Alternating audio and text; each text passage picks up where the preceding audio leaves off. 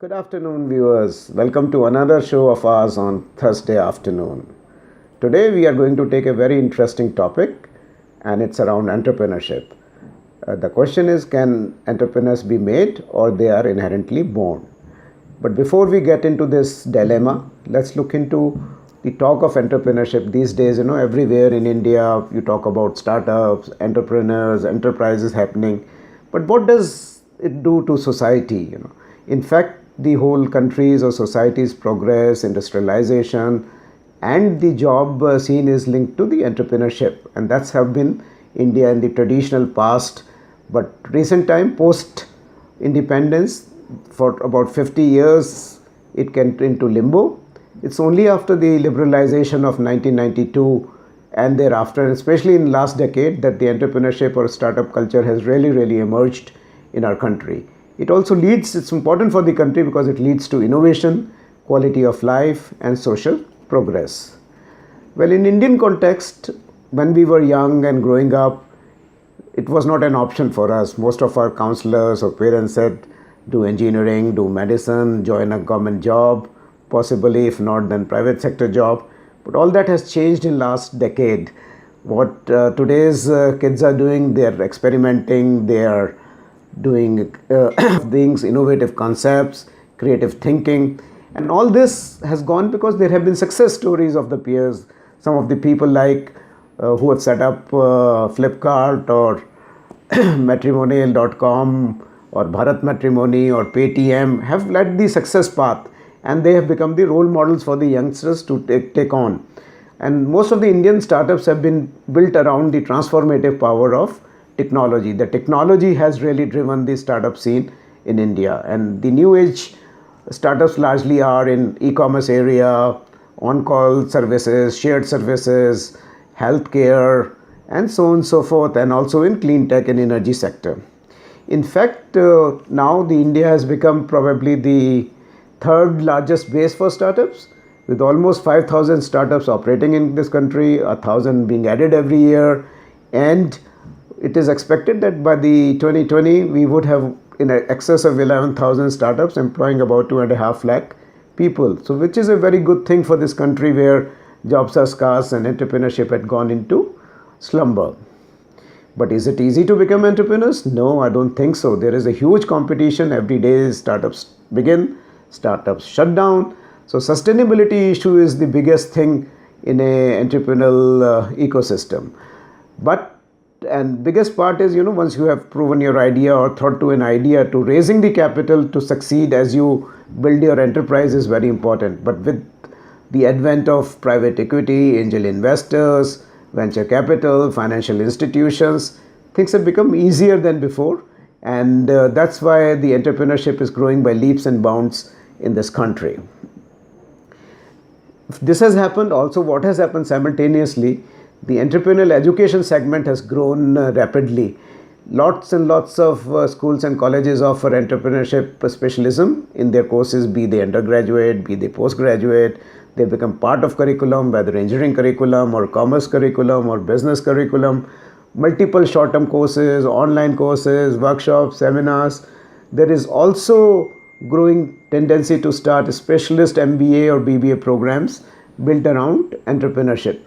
So, though parents and advisors sometimes discourage going to an entrepreneurship school because they say, like the adage goes, you are a born entrepreneur, you cannot be taught or more. So that's the question we're going to debate a bit today.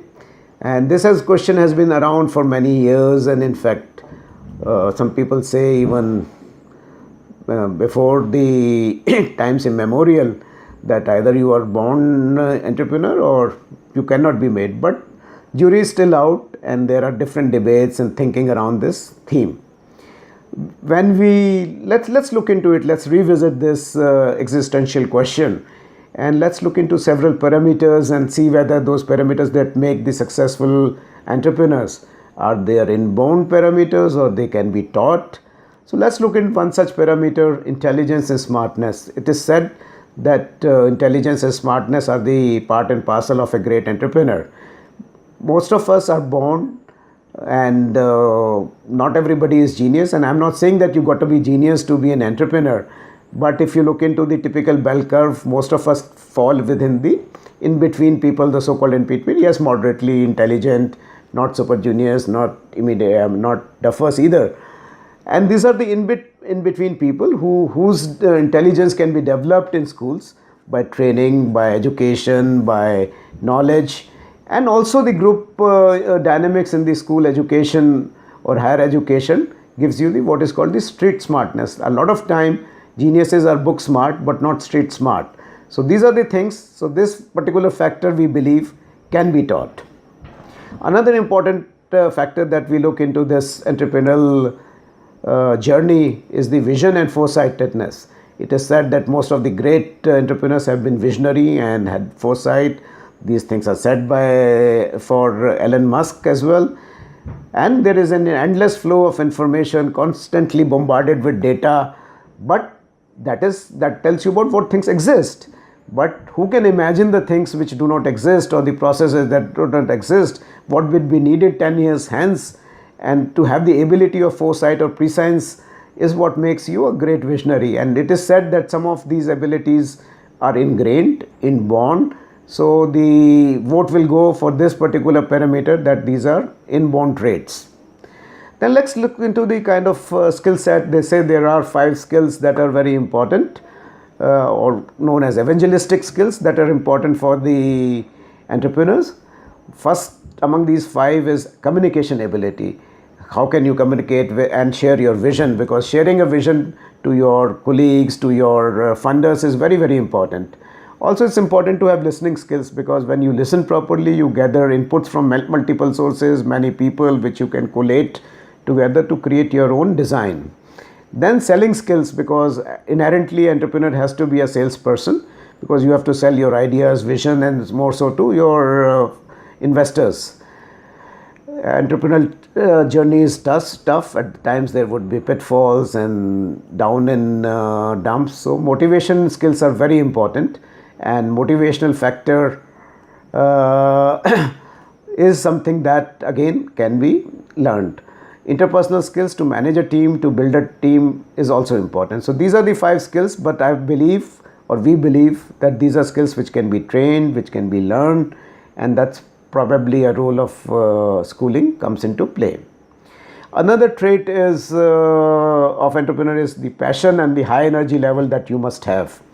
Passion plays a great role in any entrepreneurial enterprise, because the entrepreneur should always be fired up for action, be geared, passionate about the product, but passionate about the process that they are building, on which the startup is kind of hinged.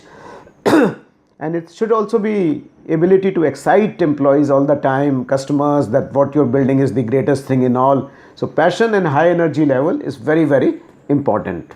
And this is generally inborn trait. I mean, you can't really give high energy doses to become an high energy individual. Then comes the industry knowledge, the domain in which you are gonna start your entrepreneurial enterprise, whether it's in e-commerce, FMCG, food. It's important to have a knowledge about that particular industry. What are the processes, systems, how is the market? So these are the skills which can either be ingrained or taught or learnt through a practical experience, or through schooling, where simulated situations can be created to make you understand the industry. That's where the role of entrepreneurship schools come, and this is that some of the traits or abilities that we saw, which can be taught, etc., are done at the entrepreneurship school. And of course, some of the inborn abilities can also be honed to further sharpness, further instinct. So that's where the entrepreneur schools or the courses on entrepreneurship come into play. To summarize, the 5 things that a good entrepreneurship school can do are, understanding the uncertain business environment, how to navigate, how to problem solve, how to have group empathy, how to do innovative and creative things, and at the simultaneously reduce the risk factors. It should also encourage the creativity and design thinking. Another area could be how to do structured problem identification and problem solving, and these are the exercises and techniques that can be learned. Tenacity and grit, though we said, are generally inborn, but these traits can also be honed. One can be taught to be as tenacious as a bulldog in a classroom situation or in a simulated situation. Finally, it is also important because enterprise is all about social good, about empathy, about moral rights, about environmental future of this country. So these are some of the traits, because these days, as they say, enterprises are made on multiple bottom lines, and these are also bottom lines, how it impacts the society, how it impacts apart from making profit. So I hope you enjoyed these ideas, but like I said, some things can always be learned, some things are inborn, and it is the pool of these together that makes an ideal entrepreneur. So schools do have a role, but at the end, it is you who gonna do it, who has to have the firepower or willpower or passion or vision to make it happen. Thank you.